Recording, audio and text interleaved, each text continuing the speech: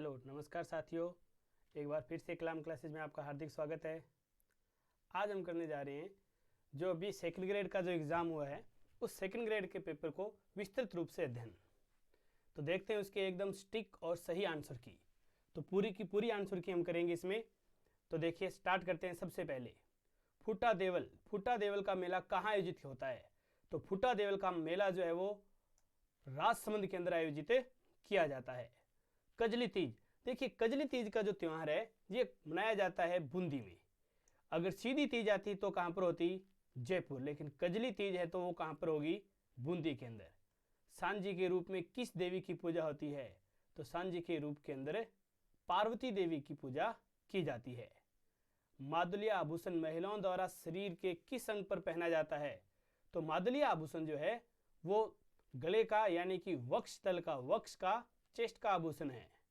मानचित्र रासो के रचयिता कौन है?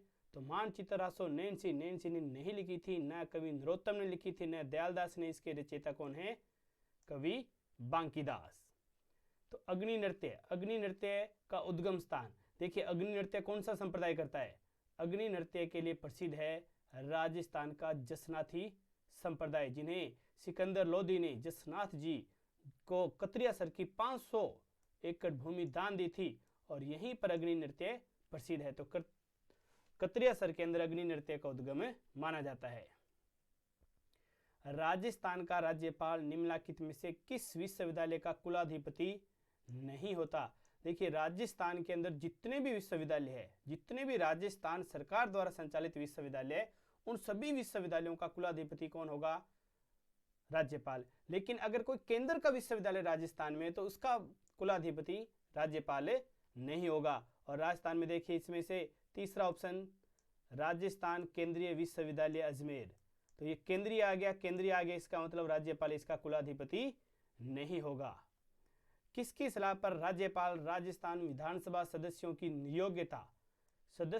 नियोग्यता संबंधी मामला, जब भी नियोग्यता जब भी संबंध में इससे कोई मामले पर जब भी निर्णय लेना होता है तो इसके अंदर हमेशा किससे विचार विमर्श होगा? निर्वाचन, चाहे वो राज्य सरकार हो चाहे वो केंद्र सरकार हो, दोनों के अंदर निर्वाचन आयोग द्वारा ही निर्णय लिया जाता है। इधर देखिए निम्नलिखित में से कौन सा युग्म सुमेलित नहीं है? देखिए KPU मेनन मोहनलाल सुखाड़िया के सर में 1967 के अंदर लगभग यहाँ पर मुख्य सचिव थे। मीठालाल मेहता भैरव सिंह शेखावत के समय 95 के अंदर सचिव रहे थे। राजीव महर्षि जो है वह अशोक गहलोत के सरकार के अंदर 2011-12 के अंदर रहे थे। तो ये तीनों सुमेलित है। जबकि CK मैथ्यूज जो है 2011-12 में CK मैथ्यूज जो थे वो किसके समय थे? अशोक गहलोत के समय। और राजीव महर्षि भी अशोक गहलोत के समय ही मुख्य सचिव रहे थे। तो ये मुख्य सचिव है और ये राजस्थान के मुख्यमंत्री। तो इसका सही आंसर होगा CK मैथ्यूज वसुंधरा राज्य, जो इसमें सुमेलित नहीं है क्योंकि CK मैथ्यूज अशोक गहलोत के समय मुख्य सचिव रहे थे।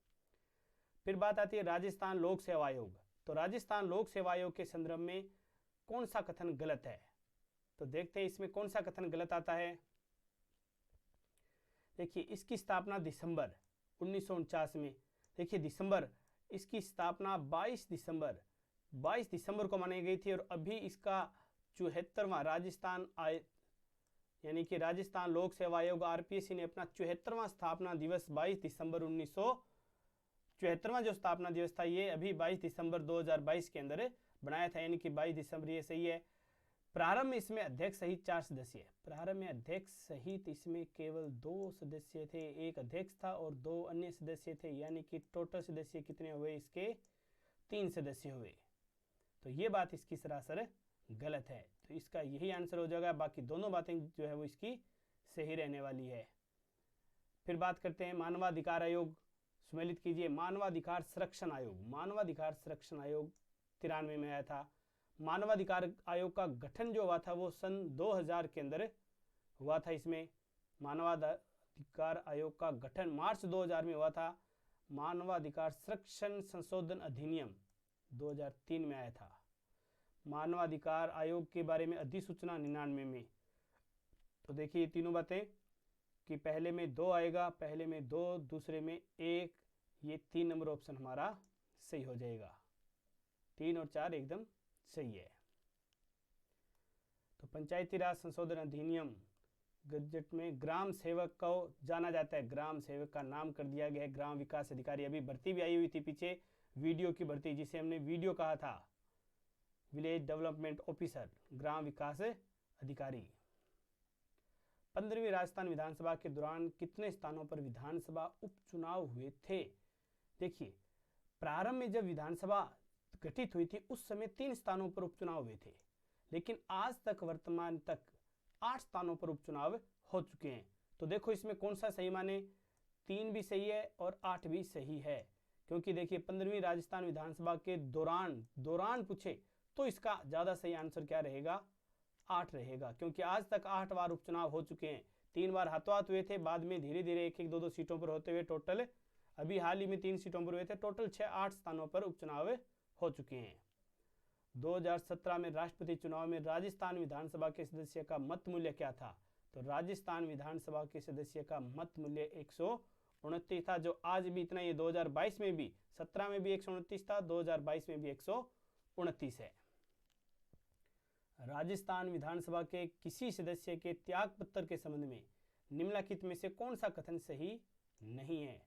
तो देखिए, कोई सदस्य जो सदन में अपनी सदस्यता से त्याग पत्र देना चाहता है अपने हस्ताक्षर सहित लेख द्वारा अध्यक्ष को सूचित करेगा, एकदम सही बात है ये दूसरी बात है, ये भी सही बात है, तीसरी सही है। ये चौथी जो बात है, कोई सदस्य अपना त्याग पत्र अध्यक्ष को सौंपने के 30 दिनों के भीतर अपना त्याग पत्र वापस ले सकता है, ये बात इसमें गलत है, क्योंकि अभी 3 महीने पहले दिए थे और अभी तक उन पर बात चली रही थी, तो ये एकदम गलत है इसमें। राजस्थान विधानसभा में लोक लेखा समिति के सदस्यों का, जितनी भी समितियां बनती है उनका सभी का कार्यकाल कितना होता है? 1 वर्ष का होता है। विधानसभा में हाल ही में डिजिटल म्यूजियम का उद्घाटन किया गया था, तो इसमें आए थे मुख्य न्यायाधीश NV रमन्ना। राजस्थान सिविल सेवा अपीलीय प्राधिकरण के जयपुर पीठ के क्षेत्राधिकार में आने वाले संभागों का, देखिए जयपुर की बात होगी, जोधपुर नहीं होगा, जोधपुर नहीं होगा, तो ये 2 तो काट ही दीजिए सीधे कि ये तो है ही नहीं। अब आप बात आती है उदयपुर, अजमेर, जयपुर, कोटा। देखिए भरतपुर आएगा, तो जयपुर, अजमेर, भरतपुर और कोटा, इसका सही आंसर ये रहेगा। वर्तमान में कौन सा दिन नो बैग डे? तो ये शनिवार का दिन मनाया जाता है नो बैग डे के रूप में। भारत की अध्यक्षता के दौरान दिसंबर 2022 में G20 के प्रथम शेरपा बैठक कहाँ आयोजित की गई? देखिए इसमें राजस्थान में प्रथम शेरपा बैठक उदयपुर में, ध्यान रखना दिसंबर 2022 के अंदर जो हुई है वो कहाँ पर? उदयपुर में। अभी एक फरवरी में होने जाएगी, फरवरी के अंदर होगी, फरवरी वाली कहाँ पर होगी? जोधपुर में, फरवरी वाली जोधपुर में होगी, और एक आगे और होगी, वो कहाँ पर होगी? जयपुर के अंदर। आलेखू अंबा के लेखक, आलेखू अंबा के लेखक जो है वो कमल रंग है।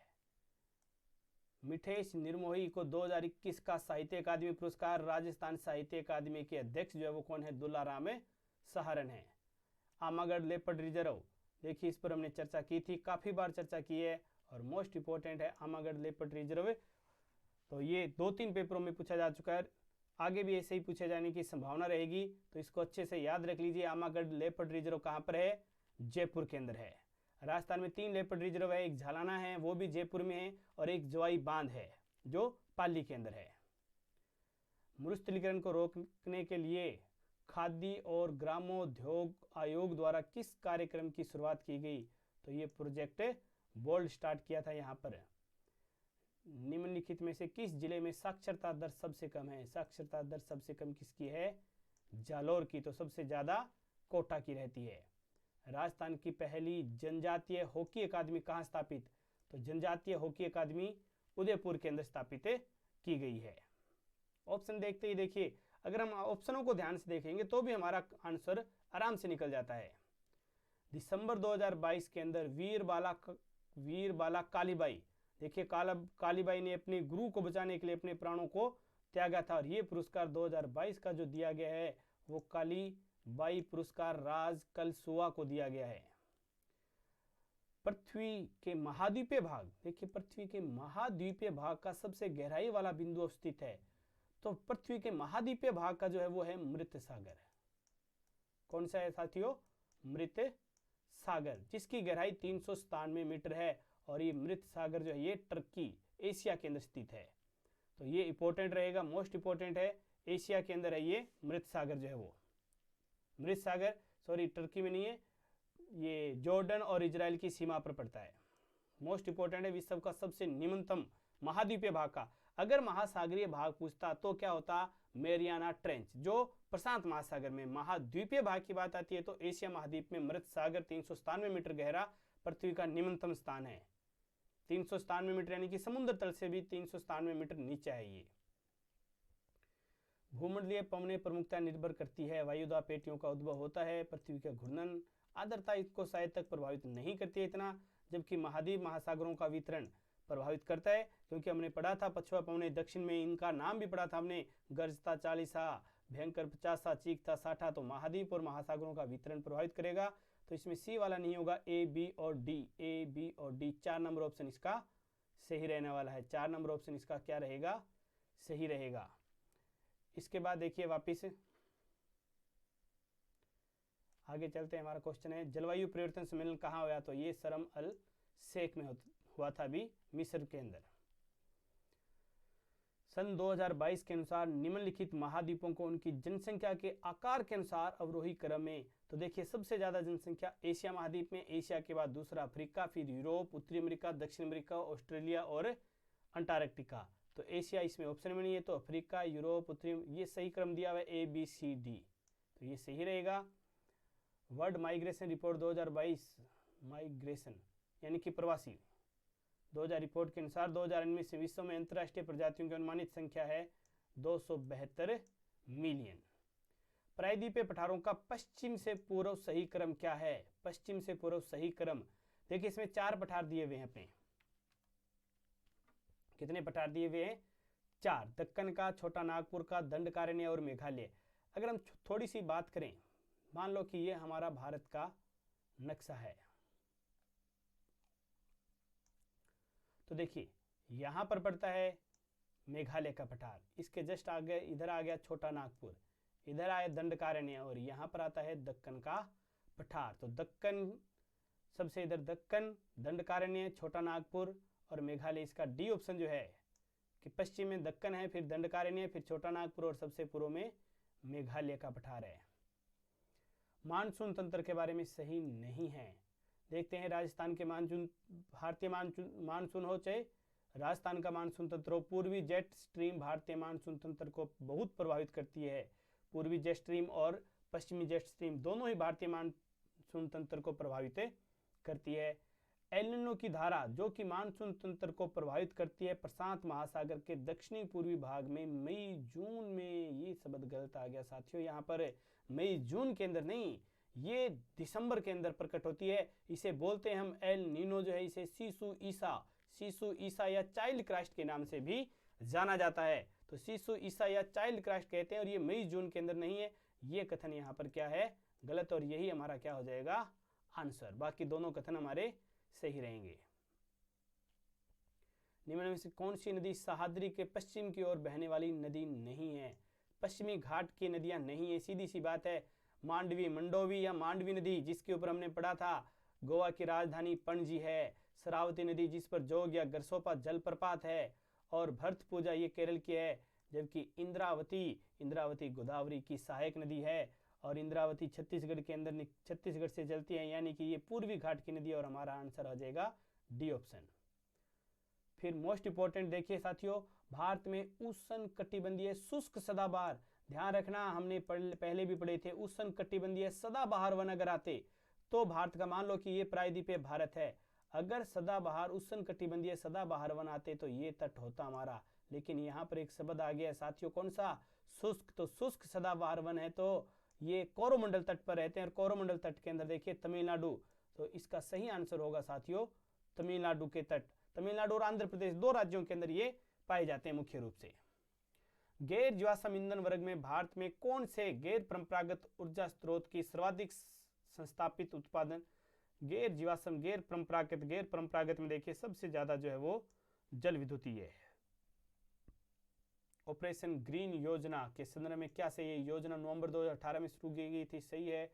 टॉप यानी कि टीओपी टमाटर प्याज और आलू, बाद में टोटल यानी कि लगभग 41 जो जल्दी खराब होने वाली वस्तुएं उनके लिए किया गया था। 52 उत्पादन क्लस्टरों में से 41 जो जल्दी खराब होने वाली वस्तुएं उनको कवर किया जा रहा है। तीनों की तीनों बातें साथियों क्या है? एकदम सही। तो इसका सही आंसर हो जाएगा हमारा 4 नंबर। भारत में बिजनेस एक्सपेंडेड इंडेक्स निम्न में से कौन सा संगठन प्रकाशित करता है? तो देखिए, बिजनेस से संबंधित होगा तो आरबीआई होगा। कौन होगा? आरबीआई। हाल ही के वर्षों में भारत ने निम्न में से कौन सा क्षेत्र विदेशी प्रत्यक्ष विनियोग में अंतः प्रवाह का सर्वाधिक प्राप्त करता रहेगा? तो ये सूचना तकनीकी, वर्तमान में सबसे ज्यादा सूचना तकनीकी है। आर्थिक सर्वेक्षण 2021-22 के अनुसार भारत का सबसे अनुकूल व्यापार संतुलन जो है वो यूएसए, बांग्लादेश और नेपाल के साथ, जहां चीन आता है, चीन के साथ हमेशा घाटे का व्यापार होता है। हम निर्यात करते हैं चीन से, ज्यादा आयात नहीं करते हैं, ध्यान रखना। फिर 41वें क्वेश्चन पर आते हैं आगे कि निम्नलिखित में से कौन सा देश 2021-22 अप्रैल से नवंबर की अवधि के दौरान भारत के आयात सूत्रों में शीर्ष, यानी कि भारत ने किससे सबसे ज्यादा, अभी हमने चर्चा की थी पिछले क्वेश्चन में, सबसे ज्यादा आयात हम किससे कर रहे हैं? चीन से। चीन के बाद यूएई, फिर यूएसए। और अगर निर्यात की बात करते हैं हम किसको दे रहे हैं सबसे ज्यादा, तो फिर यूएसए, यूएई और चीन, यानी कि फिर ये क्रम ऐसे आ जाएगा, अन्यथा ऐसा रहेगा। 1919 के अधिनियम में भारत में पहली बार किस व्यवस्था की शुरुआत की गई? देखिए, भारत में पहली बार यहाँ पर वयस्क मताधिकार, यहाँ पर 1919 में प्रांतीय स्वायत्तता नहीं लागू की गई थी। प्रांतों में द्वैध शासन था। संघीय न्यायालय 1935 में था। प्रत्यक्ष निर्वाचन नहीं था। तो सही आंसर रहेगा वयस्क मताधिकार। भारत शासन अधिनियम 1935 के अनुसार प्रस्तावित संघीय विधायिका के उच्च सदन का नाम था, संघीय विधायिका का जो उच्च सदन था उसको काउंसिल ऑफ स्टेट्स के नाम से जाना जाता है। फिर बात करते हैं 44 नंबर क्वेश्चन पर आते हैं हम। कैबिनेट मिशन योजना के अनुसार संविधान सभा का गठन कब हुआ था? तो कैबिनेट मिशन योजना के अनुसार दिसंबर वाला ऑप्शन में नहीं दिया है, तो ये क्वेश्चन हमारा, इसका देखिए 6 दिसंबर था, 6 दिसंबर ऑप्शन में नहीं दिया हुआ है। अगर 9 होता तो भी दिसंबर सीधा देते तो भी चलता, अब दिसंबर नहीं है तो नजदीकी ऑप्शन अगर हम माने तो ये मान सकते हैं। संविधान सभा की महत्वपूर्ण समितियों के बारे में कौन सा कथन गलत है? संघ समितियों की समिति में 9 सदस्य थे। देखिए, टोटल समितियां बनी थी यहाँ पर 22, जिसमें से 8 मूल थी, 14 उप समिति थी।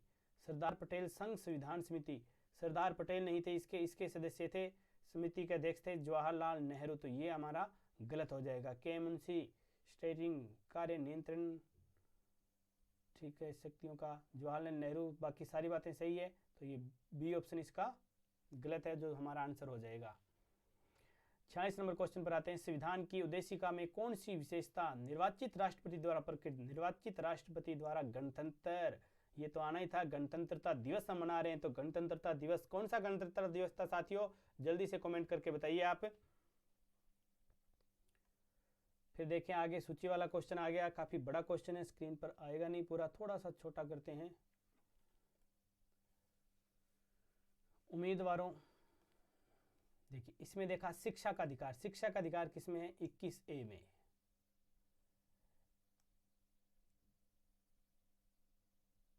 एकांतता का अधिकार 21 में। मानव दुर्व्यवहार, ये तो है 23 में। उम्मीदवारों से आचरण 19A, यानी कि सीधी सीधी बात है, इसका आंसर हो जाएगा 1 में 4, 2 में 3, 3 में 2, 2 में 1, यानी कि उल्टा चलना है हमें, 1 2 3 4, इसका 2 नंबर ऑप्शन सही हो जाएगा साथियों।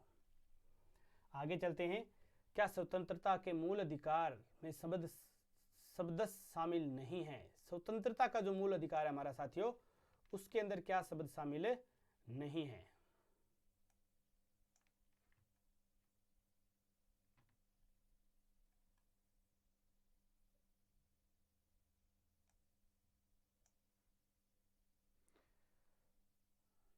इसके अंदर अंतःकरण की स्वतंत्रता, संघ बनाने की स्वतंत्रता, अभिव्यक्ति की, शांतिपूर्वक सम्मेलन की स्वतंत्रता ये शामिल है। अंतःकरण की स्वतंत्रता हमारे धार्मिक अधिकारों में आता है। फिर संविधान के भाग 4 क में शामिल नहीं है। भाग 4 क यानी कि मूल कर्तव्य, हमारी सांस्कृतिक गौरवशाली परंपरा की रक्षा करना भारत के प्रत्येक नागरिक का कर्तव्य है। तो ये है हिंसा से दूर रहना भारत के प्रत्येक नागरिक का कर्तव्य है। ये भी है प्राकृतिक पर्यावरण की रक्षा करना भारत के प्रत्येक नागरिक का कर्तव्य है। ये भी है हमारी राष्ट्रीय भाषा हिंदी। हिंदी हमारी राष्ट्रीय भाषा नहीं है, हिंदी हमारी क्या है, राजभाषा। शब्द ही गलत है, तो इसका मतलब है ये ऑप्शन हो जाएगा हमारा 4 नंबर। इसमें के राज्यों के नीति निर्देशक सिद्धांतों को भारत के संविधान के अलग अलग संविधान संशोधन द्वारा सम्मिलित किया गया, यानी कि बाद में जोड़ा गया है। देखिए, समान न्याय तथा निःशुल्क विधिक सहायता जोड़ा गया है। सहकारी समितियों का यूनियन ये भी जोड़ा गया। काम का अधिकार अभी नहीं जोड़ा गया है। ए और बी इसका सही आंसर रहेगा।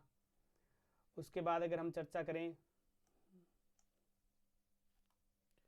राष्ट्रपति के पदावधि के संबंध में कौन सा कथन सही नहीं है। राष्ट्रपति पद धारण करने की तारीख से 5 वर्ष की अवधि तक पद धारण करेगा, एकदम सही है। राष्ट्रपति भारत के मुख्य न्यायाधीश को संबोधित अपने हस्ताक्षर सहित लेख द्वारा अपना पद त्याग सकेगा नहीं, ये बात नहीं जच रही है, क्योंकि राष्ट्रपति अपना पद का इस्तीफा जो देता है किसको संबोधित करता है, मुख्य न्यायाधीश को नहीं करता है। राष्ट्रपति हमेशा उपराष्ट्रपति को संबोधित कर अपना त्याग पत्र सौंपता है। संविधान का कौन सा अनुच्छेद प्रधानमंत्री को राष्ट्रपति और मंत्री परिषद के बीच संचार का चैनल बनाता है? तो ये है 78, अनुच्छेद 78। ये भी काफी बड़ा क्वेश्चन है साथियों, थोड़ा सा छोटा करते हैं इसको, स्क्रीन पर नहीं आ रहा है ये।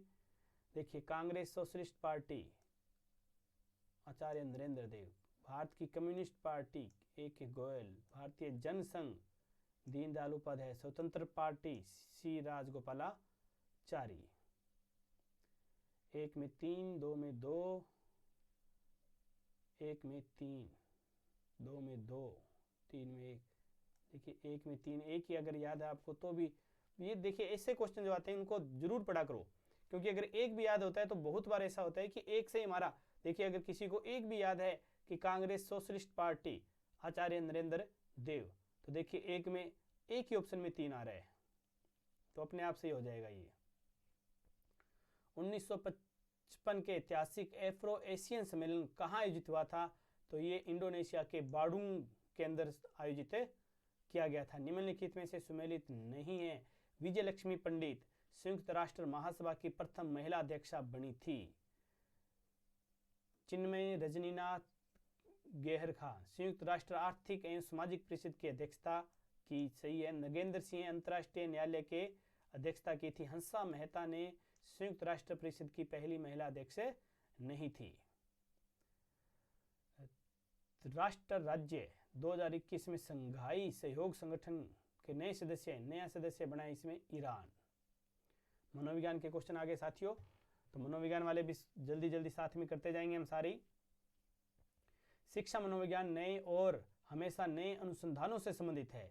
शिक्षा मनोविज्ञान अनुसंधान परिणामों के एकत्रीकरण से बालक की प्रकृति के विषय में बेहतर सूझ की अंतर्दृष्टि प्राप्त करते हैं और अन्वेषण की संबोधित विधियों का विकास करते हैं। शिक्षा मनोविज्ञान की यह प्रकृति है।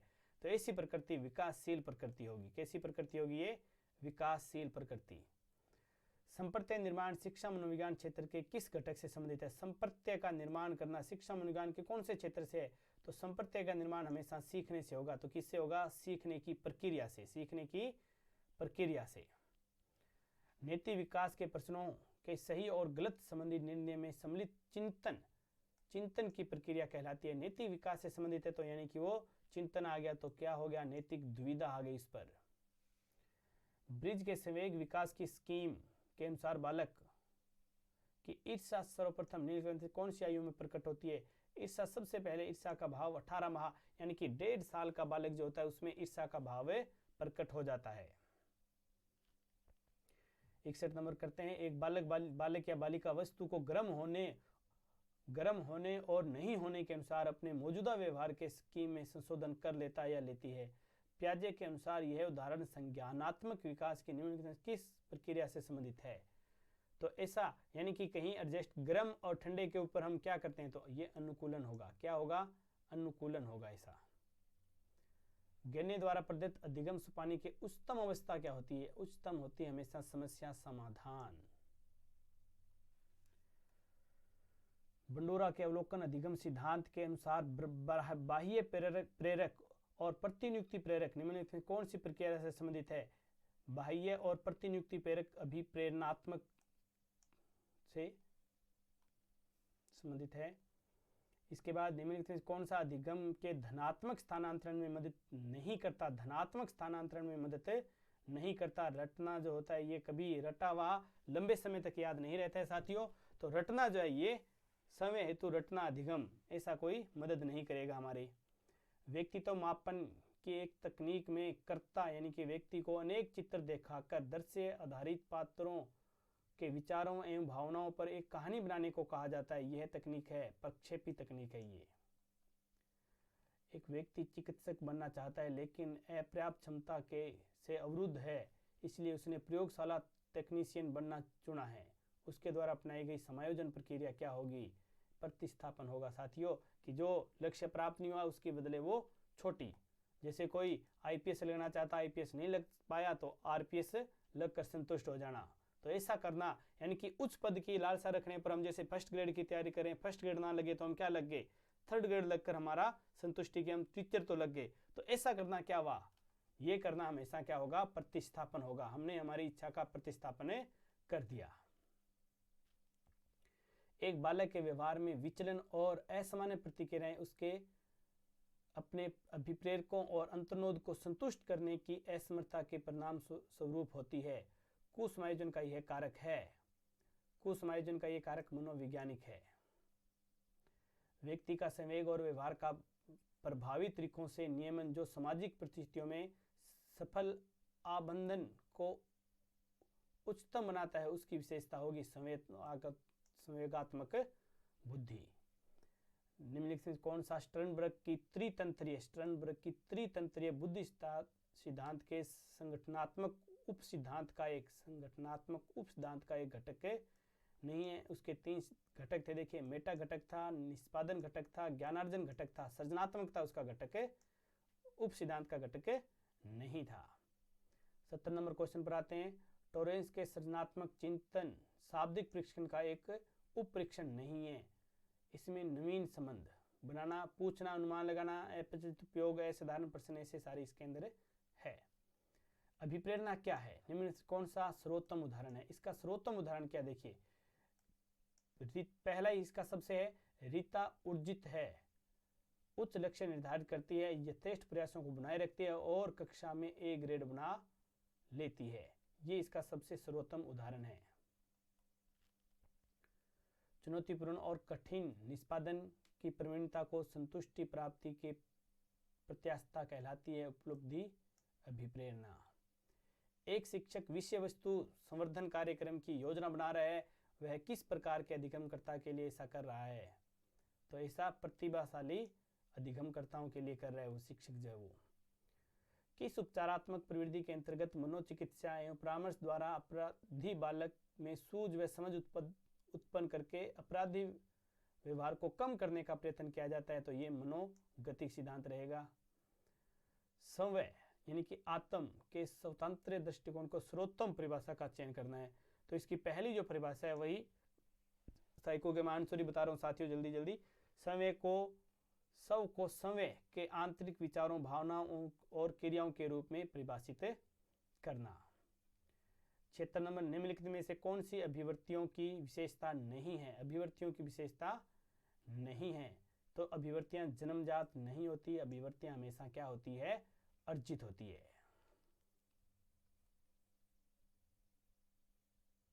देखिए, दोनों ऑप्शन आगे, अर्जित भी आ गया, जन्मजात भी। तो अभिव्यक्तियां जन्मजात नहीं, क्या होती है? अर्जित।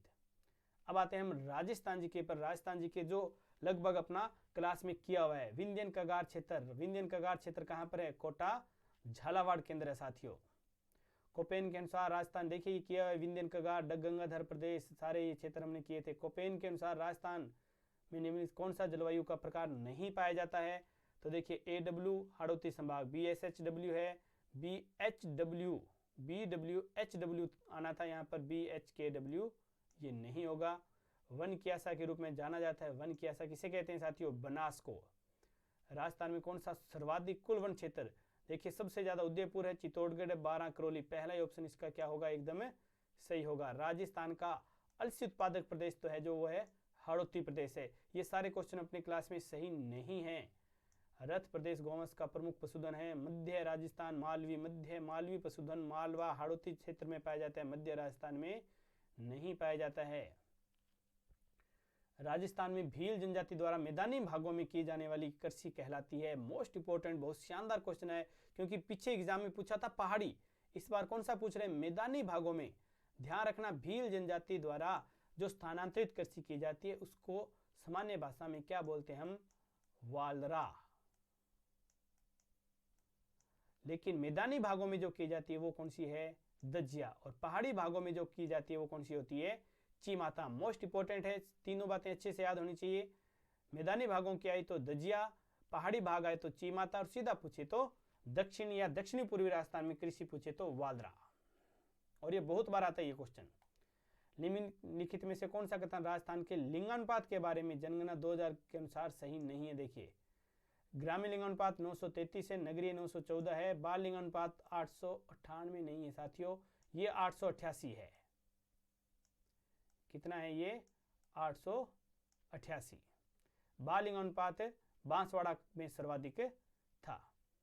हाँ तो ये सही है, लेकिन ये गलत हो गया, तो इसका 3 नंबर आंसर हमारा सही हो जाएगा। राजस्थान में कौन से जिले में वृहद उद्योगों की सर्वाधिक संख्या पाई जाती है? देखिए राजस्थान में 2 प्रकार के उद्योग है। एक तो लार्ज यानी कि बड़े उद्योग जो है वो सबसे ज्यादा कहाँ पर हैं? अलवर में। और मध्यम उद्योग अगर पूछे तो वो कहाँ पर होते? भीलवाड़ा में। मध्यम उद्योग कहाँ पर होते? भीलवाड़ा। लेकिन बड़े उद्योग सबसे ज्यादा भिवाड़ी, अलवर। अलवर में भी पूछ ले तो कहाँ पर? भिवाड़ी, अलवर में। फिर देखते हैं पर्यटन स्थल और सर्किट। घाना पक्षी विहार, घाना पक्षी विहार जो है ये किस में आएगा? अलवर सर्किट में। गागरोन का किला आएगा हाड़ौती सर्किट में। गणेश्वर कहां पर आएगा? शेखावटी में। और ब्रह्मा मंदिर कहां पर आएगा?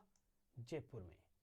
तो इसके अनुसार जो भी आंसर बन रहा है वो देख लेंगे हम कि 1 में 3 आ रहा है, 1 में 3 आ रहा है, चौथा गया। 2 में 4 आ रहा है, 2 में 4 आ रहा है, पहला गया। और 3 में 2 आ रहा है, 3 में 2 आ रहा है, और 4 में 1 आ रहा है, तो ये सही हो जाएगा हमारा 3 नंबर ऑप्शन। किस सभ्यता स्थल को धूलकोट भी कहते हैं? किस सभ्यता स्थल को धूलकोट के नाम से भी जाना जाता है साथियों? देखिए धूलकोट किसको कहा था? आहड़ को। कौन से सभ्यता स्थल कांतली नदी के उद्गम पर स्थित है? तो कांतली नदी पर कौन सा है? गणेश्वर। रणथंभौर के चौहान वंश का संस्थापक था। रणथंभौर के चौहान वंश का संस्थापक जो था ये पृथ्वीराज चौहान तृतीय का पुत्र गोविंदराज चौहान था। हल्दी घाटी का प्रसिद्ध युद्ध का मैदान किस जिले में पड़ता है? हल्दी घाटी का मैदान कहाँ पर है?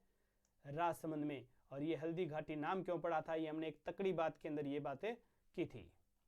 1857 की क्रांति के समय मेवाड़ का महाराणा कौन थे? तो 1857 की क्रांति के समय मेवाड़ के महाराणा थे स्वरूप सिंह।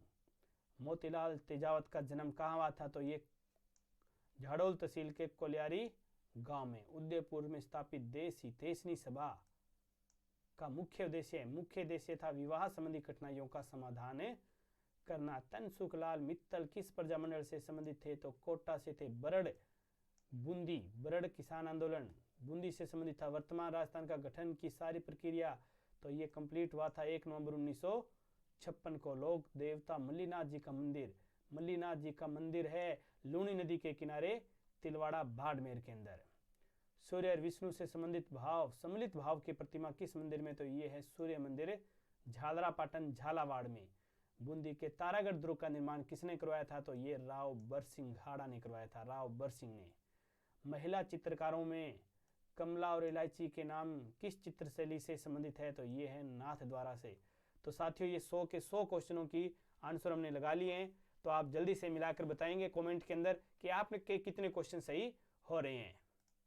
तो जल्दी से बताएंगे साथियों कि आपके कितने क्वेश्चन सही हो रहे हैं। ठीक है, दूसरे पेपर के आंसर की के साथ हम जल्दी ही मिलते हैं। तब तक के लिए नमस्कार।